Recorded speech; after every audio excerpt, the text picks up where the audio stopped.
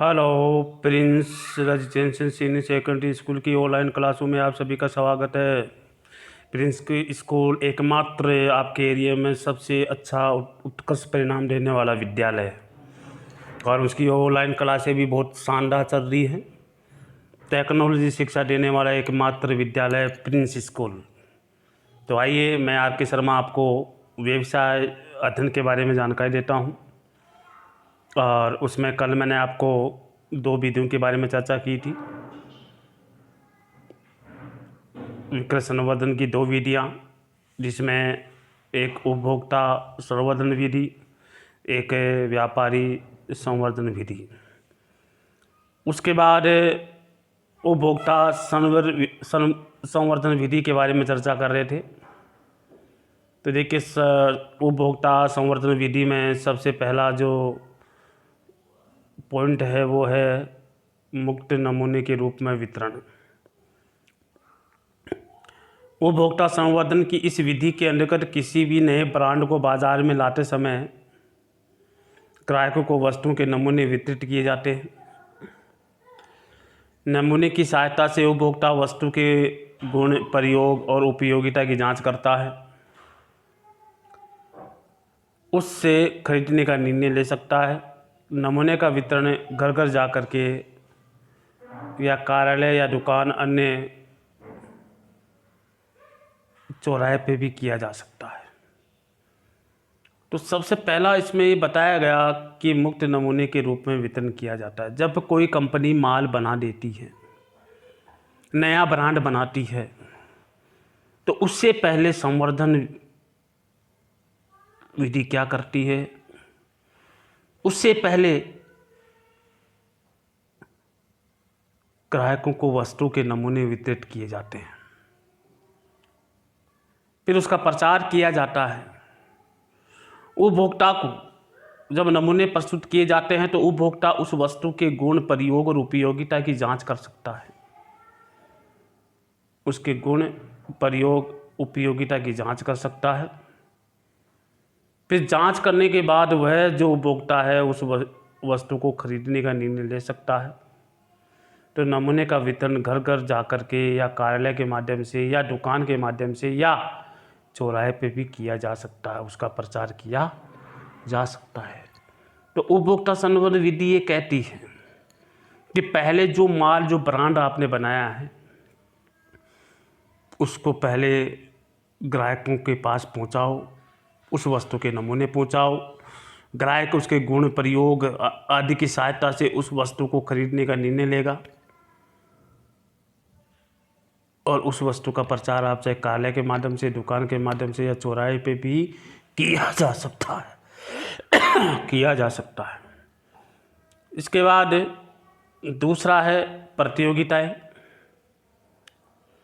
निर्माता उपभोक्ता को आकर्षित करने और नई वस्तु के बाजार में लाने और विक्रय में वृद्धि करने के लिए प्रतियोगिता का आयोजन करता है। तो समय समय में प्रदर्शनियाँ, प्रतियोगिता रखता है ताकि उस वस्तु को जो है सही ढंग से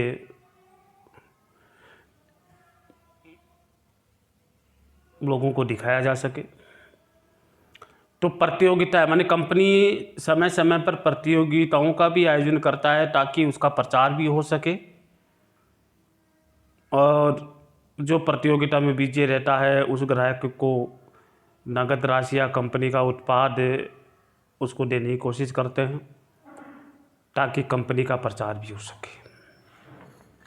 तो देखिए, प्रतियोगिताएं निर्माता उपभोक्ता को आकर्षित करने और नई वस्तु बाजार में लाने और विक्रय में वृद्धि करने के लिए प्रतियोगिताओं का आयोजन करता है।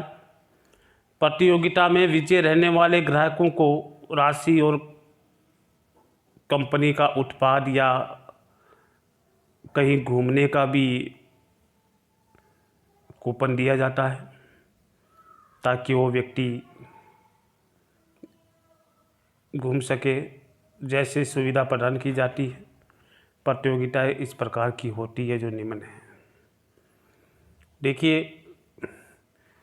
2 चीज़ों के बारे में मैंने आपको बताया। मुक्त नमूने के रूप में वितरण करना, दूसरा बताया प्रतियोगिताओं कि कौन कौन सी हैं। तो कंपनी समय समय में प्रतियोगिताओं का आयोजित करती है। उस प्रतियोगिता के माध्यम से जो है ग्राहक को, जो विजय होता है उस ग्राहक को नकद या राशि या कंपनी के द्वारा उत्पाद या कहीं घूमने का या अन्य सुविधाएं देने की कोशिश करती है या देती है, ताकि ग्राहक जो है उस कंपनी के प्रति आकर्षित हो सके। तो देखिए, प्रतियोगिताओं से लाभ ये है कि प्रतियोगिता जब करते हैं तो क्या क्या लाभ होता है। तो सबसे पहला लाभ ये है, वस्तु से संबंधित अधूरा वाक्य पूरा करना। वो प्रतियोगिताएं क्या होती हैं, किस प्रकार प्रतियोगिताएं ली जाती हैं, क्या पूछा जाता है, किस प्रकार की प्रतियोगिता रखी जाती है, वो देखिए। नंबर 1, वस्तु से संबंधित अधूरा वाक्य पूरा करना। तो वस्तु का नाम दे दिया जाता है और उसमें कुछ अक्षर छोड़ दिए जाते हैं, उस अक्षरों को पूरा करते हुए उस वस्तु को पूरा नाम पूरा करना है। तो इस प्रकार के वाक्य भी पूछे जाते हैं। दूसरा है वस्तु के बारे में नारा देना, कि कोई कंपनी अपनी वस्तु का नारा रखता है, उस नारे के बारे में पूछना। उसके बाद तीसरा ये रखता है कि उपभोक्ता से पहले पूछना, उससे उपभोक्ता से पहले पूछी जाती है ताकि उसको गिफ्ट या इनाम या कुछ सुविधाएं दी जा सके। उसके बाद चौथा है वस्तु के बारे में ग्राहक से प्रपत्र लिखवाना, कि वस्तु किस प्रकार की है या नहीं है, उसकी जानकारी देते हैं।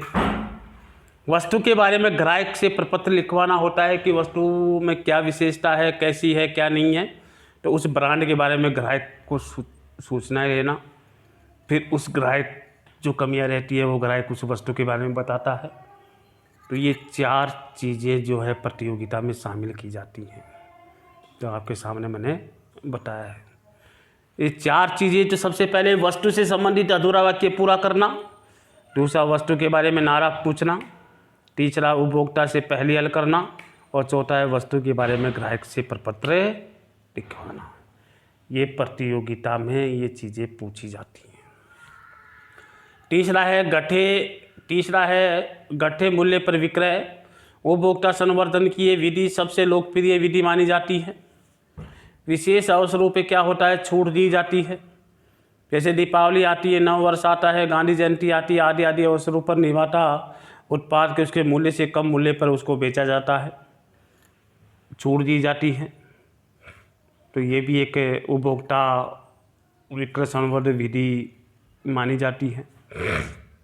गठे मूल्य पर विक्रय करना, जो मूल्य गठे हुए हैं उसके ऊपर विक्रय करते हैं।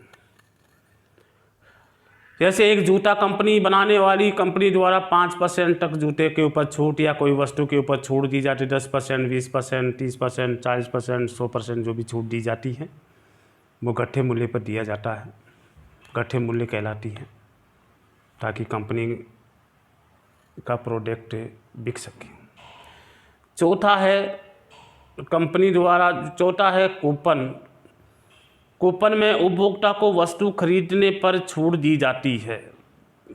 जब वस्तु खरीदती है तो कूपन के माध्यम से छूट दी जाती है। तो देखिए, कंपनी द्वारा जो है कूपन से उपभोक्ता वस्तु खरीदने के पर छूट दी जाती है, और फिर कोई वस्तु मुफ्त में देते हैं। कूपन में ये एक के साथ एक फ्री, ऐसे प्रकार के जो कूपन जो है उस वस्तु में रखे जाते हैं, पैकिंग में रखी जाती है। और जो अगर कोई ग्राहक खोलता है तो उसमें जो भी उनके पास जो पैसे आते हैं या कोई गिफ्ट आता है तो उस गिफ्ट को देते हैं, ताकि ग्राहक उस कंपनी की तरफ आकर्षित हो सके। तो देखिए, मैंने आपको उपभोक्ता संवर्धन विधि शुरू की है, और उस विधि में सबसे पहले जो मैंने आपको पढ़ाया, मुक्त नमूने के रूप में वितरण, जो मैंने आपको पढ़ा दिया है। दूसरा है प्रतियोगिताओं, जो है समय समय पर प्रतियोगिताएं की जाती हैं। तीसरा जो है गठे मूल्य पर विक्रय किस प्रकार किया जाता है, और चौथा है कूपन, समय समय पर कूपन दिए जाते हैं, पैकिंग में रखे जाते हैं, ताकि ग्राहक जो है उस कंपनी के प्रति आकर्षित हो सके। तो मैंने आपको उपभोक्ता विक्रय संवर्धन विधि के बारे में मैंने आपको पढ़ाया है। उपभोक्ता संवर्धन विधि में मैंने आपको 4 पॉइंट करवाए हैं, आगे और भी पॉइंट हैं जो आगे की क्लास में मैं आपको करवाऊंगा। आगे 29 तारीख की क्लास में आपको आगे के इनके पॉइंट करवाऊंगा। बहुत अच्छा लेसन है विक्रय संवर्धन विधि, इसके बारे में अच्छी तरह से आपको याद करना है। कोई समस्या है तो आप मेरे से पूछ सकते हैं, संपर्क कर सकते हैं, व्यक्तिगत संपर्क कर सकते हैं। इसलिए मैंने आज को आपको 4 पॉइंट पढ़ाए हैं। इन पॉइंटों को आपको कॉपी में अच्छी तरह से, अच्छी राइटिंग में, सुंदर राइटिंग में आपको करना है। जब आप सुंदर राइटिंग में अच्छे से पढ़ोगे तो आप जो है आपके लिए बहुत बेनिफिट होगा। ऑनलाइन क्लासों का बेनिफिट जब भी होगा जब आपको ऑनलाइन क्लासें टाइम पे लें और कार्य पूरा समय पे करें और याद भी समय पे करें, तो आपको बहुत बेनिफिट होगा, आगे जाकर के आपको बहुत फ़ायदा होगा। इसलिए समय समय पे पढ़ाई करें। और अगले जो टॉपिक हैं अगली क्लासों में मैं आपको करवाऊँगा। इसलिए आज इतना ही है। जय हिंद।